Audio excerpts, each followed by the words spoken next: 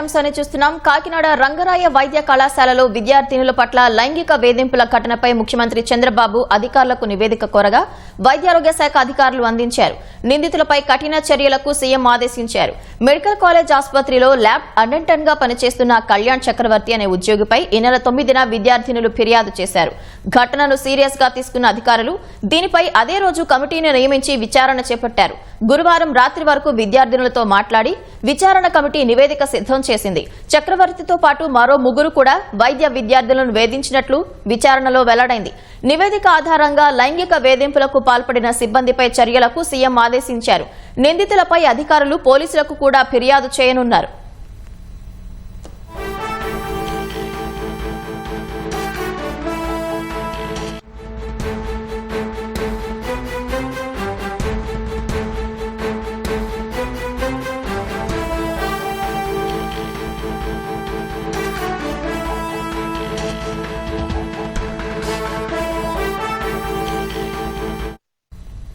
కాకినాడలోని రంగరాయ వైద్య కళాశాల ఘటనలో అధికారులు చర్యలు ప్రారంభించారు.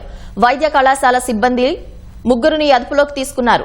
లైంగిక వేధింపులు ఆరోపణలు ఎదుర్కొంటున్న 3 ల్యాబ్ టెక్నీషియన్లను పోలీసులు అదుపులోకి తీసుకున్నారు. జిమ్మిరాజు, గోపాలకృష్ణ, ప్రసాద్ను పోలీసులు అదుపులోకి తీసుకున్నారు. బయోకెమిస్ట్రీ ల్యాబ్ అటెండెంట్ కళ్యాణ్ చక్రవర్తి పరారీలో ఉన్నారు. కళ్యాణ్ చక్రవర్తి పెట్టుకున్న సెలవును హెచ్ఓడి రద్దు చేశారు. మొబైల్ స్విచ్ ఆఫ్ చేసి కళ్యాణ్ చక్రవర్తి పారిపోయినట్లు సమాచారం. మిగతా 3 తమకు సంబంధం లేదంటున్నారు. విచారణ తర్వాత తేలుస్తామని పోలీసులు అదుపులోకి తీసుకున్నారు.